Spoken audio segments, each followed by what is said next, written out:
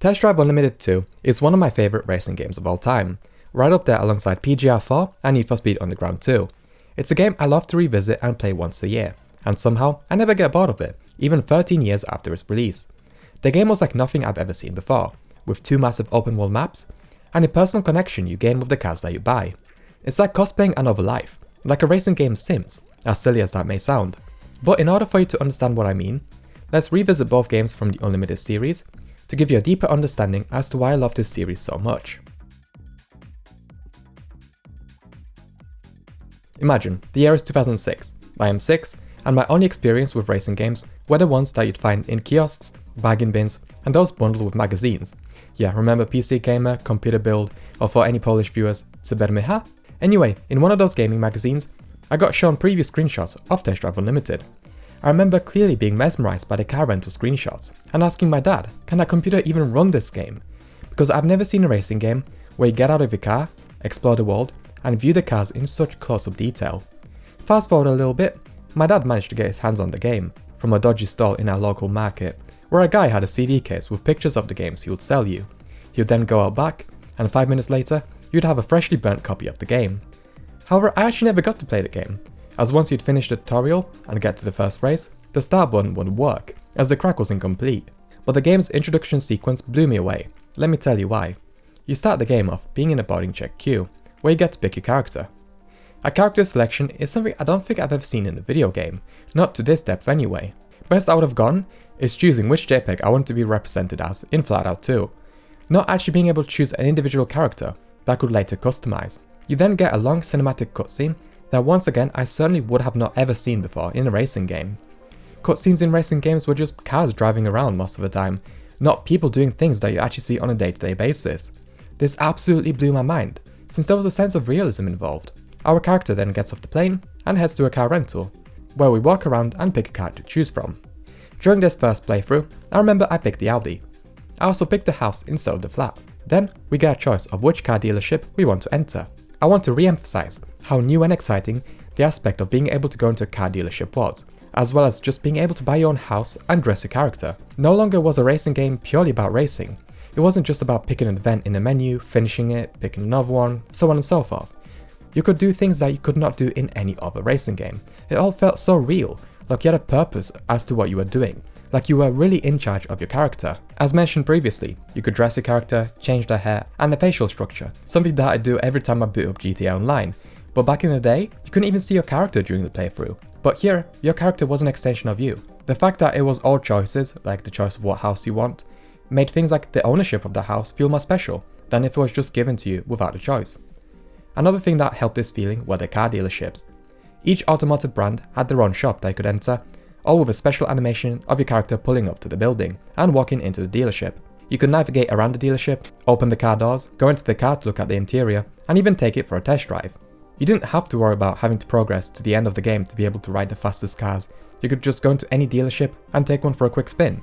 Again, the ability to go into the dealership and try out the cars made the process of buying a car feel that much more special, because it felt like you were making a big decision, just like you would be in real life. And when purchasing the car, you even got to pick the rims and the colour of the interior and exterior, based on the colours that the real cars would come in. Let's talk about the gameplay then. The game takes place in Oahu, and has over 1,000 miles of roads that you could drive on. This was completely unprecedented at the time. Just think back to Need for Speed Underground 2. That was an open world game, but you could get from the bottom to the top of the map in a few minutes. The developers used both satellite imagery, as well as footage shot on location, in order to recreate the island in its entirety. There's a nice variety to the map, ranging from hillside roads to motorways to the city of Honolulu. The game encourages exploration with the fact you can only teleport to races if they are on the roads that you have driven on before. The trick with that is teleporting to the closest unlocked road and driving to the race location. But even then, it can sometimes take you minutes to get to the closest desired location, with how large the map is. Likewise, buildings such as dealerships and clothing shops are hidden on the map, and are unlocked by driving past them. We have a variety of game modes, including point-to-point, circuit, and speed challenges, where you have to drive past the speed cameras at top speed. There are also challenges that you can do. Some involve you driving someone else's supercar and making sure that it arrives in a good condition. Others involve you driving top models to the destination before the clock runs out, which with a female character doesn't feel very thought out, but hey, it was 2006. Top model challenges reward you with clothing tokens that you can use to buy clothes for your character. this isn't a comprehensive review of the title, please check out Colorshed Productions' video for a more detailed review. But my personal opinion is, past all the creative ideas and the firsts in a racing game, there isn't really that much there in terms of gameplay. There is no drive for you to complete the races. You see, each car has a class, starting at F at the lowest. Once you run out of F races, you move on to E races and so on. So it does feel like ultimately you are just doing the races for the sake of unlocking the other races. The challenges do let you have a break from the monotony, I guess, and some races have specific criteria, like the car you need. But you can rent cars from the car rental for those kinds of races anyway though. But the game does feel slightly boring after the first hour. The radio certainly does not help. Being able to pick a radio station based on the genre was pretty novel for the time, but the actual quality of songs are a bit rubbish I think. I stuck to the alt rock station, but like in real life, I found myself station surfing often to get away from the rubbish songs. The songs on the radio also repeat very often, and there are some pointless stations like a classical station in a racing game. Thankfully, with it being an Xbox 360 game, you can load your own music onto a USB stick, or burn your own CDs onto the hard drive. The driving model is mostly arcadey, with a bit of realism, like cars on the steering. But otherwise the cars do tend to feel a little floaty. And with the game being an early 360 title, the game just feels a bit chintzy. As amazing as the ability to view all 120 car interiors was, they all feel very low poly. The game also has that Just Cause look, with excessive blooming and the neon blue sky, making it a not particularly nice game to look at. And the frame rate, as you would have seen throughout this video, doesn't really stick to 30 FPS on the Xbox. I would say check this one out purely for the novelty of how special the game was back in the day, but there's a much better game you can play. Test Drive Unlimited 2 starts in much of the same way as the original. We get a cutscene where a party is happening. Paul Oakenfold is playing in the background, and it's truly an iconic track as it's the first song you hear in the game, and the last time too. The song was used for promotional material as well as the intro, and was actually meant to be released as a full-on song, but the entire album was scrapped and completely forgotten about. Shame, as it's catchy, and we never get to hear it after this sequence, but that's what makes it iconic I suppose. Anyway, we get to choose our character in a slow motion sequence just like in the original. Tess then comes in and asks us to go to the garage, where a brand new Ferrari lies. As it turns out, it's our birthday, and the Ferrari is our present. After, we get told to take it for a spin. After 2 or so minutes, we realise that it was all just a dream, and that we fell asleep in one of the guests' cars after we valeted it. Tess tells us that we are fired. However, as she does so, she gets a call informing her that she is late for Solar Crown. So she uses us as an opportunity to get her to the studio on time, and to join the competition, as one of the contestants pulled out at the last minute. What is the Solar Crown? Well, why not let her explain? The biggest racing competition in history. The Solar Crown. Welcome to the first season of Solar Crown. The world's greatest drivers will be battling it out before you. Our cameras won't leave them alone for a moment. Yep, a televised race. Not exactly the most original idea, with the likes of Sega TV and Split Second having it done before. But still, it's a way to progress the story and gives an excuse for each character to have their own personality. You can tell that this event was for the rich, as our character gets violated about the fact that he's a poor valet. Let's hope you have more talent for racing than you do for dressing. Hence, we get taken to a used car lot, where we get to pick one of our 3 start cars, like a Pokemon I suppose. You get to choose a Ford Mustang, Lotus Esprit, or my favourite, the Lancia Delta Integrale. Jude, the mechanic who owns the dealership, tells us about a new tool he developed, called Frin. This allows us to earn money based on speed, overtaking, jumping and drifting, and it's a good way to earn some extra pocket change while showing off your skills, especially with the multiplier if you don't immediately cash in. Afterwards, we drive to Todd to get our classic car driving license. His shop, fittingly, is set in a 1950s diner.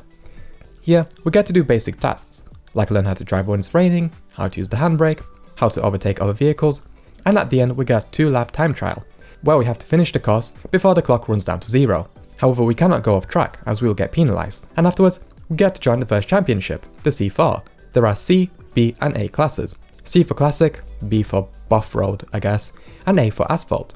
The number represents how many championships are there within these classes, with there being 7 asphalt ones, 4 classic ones, and 4 off-road ones. This fixes one of the main gripes with the first game. There is a drive to what you're doing. You want to become the winner of the Solar Crown competition. You are buying cars to be able to take part in the later championships. The fact that you have to do driving lessons per class helps to break the game from its monotony of endless races. And the fact that there are 3 types of cars also helps to break that monotony. Off-road races take place not only on asphalt, but on off-road tracks, on the new Ibiza track. You don't start out in a nice house or apartment, and instead, you stay in Todd's caravan, with limited parking space, forcing you to save up for a nicer place to stay at, to be able to house all the cars that you have to buy for the competition. You can now customize the house's interiors too, with different furniture and colours, as well as putting up your own pictures that you take in photo mode. Generally, everything has been massively overhauled. In terms of the social aspect of the game, we now get even more licensed clothing brands that you can buy with your own cash, although you have to level up your social score to be able to get better items. Speaking of which, there are levels for exploration, card collection, social status and race competition, though in single player it doesn't really account for much anyway. To customize your character, you have to go into a plastic surgeon, and have to wear bandages around your face for a few days to let your character's face heal, and of course, you have to pay for the operation. Just like before, exploration is a massive part of the game, not only to unlock races, but for hidden car dealerships, tuning shops, car washes, clothing shops, and even old car wrecks. This massively helps to boost the longevity of the game. It gives you more motivation to drive around. And you know what else gives you motivation to drive around? The awesome soundtrack, with Hariba Radio and Road Rock. The former station features dance, house, pop and rap tracks, while the latter features rock. Don't get me wrong, there are some awful songs in the mix, but you do tend to stick to one radio station. Hariba Radio is one of the main reasons I love to revisit the game, because it has such a wide variety of awesome songs. There was an emphasis on capturing the vibe of Ibiza's music scene, and I think they gave it a good go with the licensing limitations they no doubt had. We also get a wider variety of challenge races, and the special gold challenge races include you driving some of the hottest cars in the game, some of which are only accessible with the paid for and now inaccessible DLC. So in some cases, those races were your only chance at driving those cars, which made it feel just so much more special. And if you finished races without crashing, you get a really good payout too. Some other new challenges include Jolt, where you cannot make any sharp braking or turning movements, or Adrenaline, where you have to speed and dodge cars for your passenger to get a hit. The variety of races include speed camera challenges, though now with competition, as well as circuit, point-to-point, elimination, and regular speed challenges, where you need to get the most points by driving above a certain miles an hour. The car handling is similar, but also vastly improved. In the Sport Aid mode, with certain cars, you have to be really careful with throttle control, as the car can struggle to get out of first gear at the start. And with those cars, accelerating while turning can also cause you to spin out when at low speeds, which took me years to master. The only issue I have are jumps in off-road races, which can cause you to flip or stop completely, like the off-roading part of the game hasn't been as well implemented. In terms of the map and the graphics, at around 1/3 of the playthrough, the Solar Crown squad flies to Hawaii to finish the competition there. This is the same map as from the original Unlimited. However, with the improved graphics and color correction, it really does feel like a whole new map, and it's also a nice way to recycle the biggest, most impressive part of the first game, and it gives you even more exploration that you have to do. The detail has also been improved, and to be honest, 13 years later, this game still totally holds up visually. The maps don't have a lot of detail, sure, it is just mostly empty roads, but there's variety in the Ibiza map too, on the types of roads that you drive, and the cars are much better looking too, with more detail and higher resolution textures. If you press left, by the way, you can even roll down your windows, put the roof down on the convertible cars, and use your indicators, which helps with that overall feeling of realism. Again, this isn't a comprehensive review, and this video is getting quite long now, but I hope you understand where I'm coming from when I say that Test Drive Unlimited 2 is my favourite racing game ever. It has all the best aspects of the first game, like the customization of your character and his or her life, the huge varied maps, the realistic cars and their interiors, but it adds on top of that with awesome music, large variety in gameplay, and many features I haven't even touched on, like the casino, and all the massively online multiplayer features included. This game was no doubt the basis for games such as The Crew and Forza Horizon, with many of this game's features being nabbed by them. But this was the OG. While the game is no longer available to purchase, I still recommend finding a used copy to play through the game. It doesn't have any of the compatibility problems of the original Unlimited with modern Windows, though the game is getting on a bit in terms of age, and you'll experience frame rate drops and graphical corruption on modern systems, like you no doubt have seen in this video. And if you have made it this far, thank you so much for watching, and tell me what you thought of this video and the games in the comments below.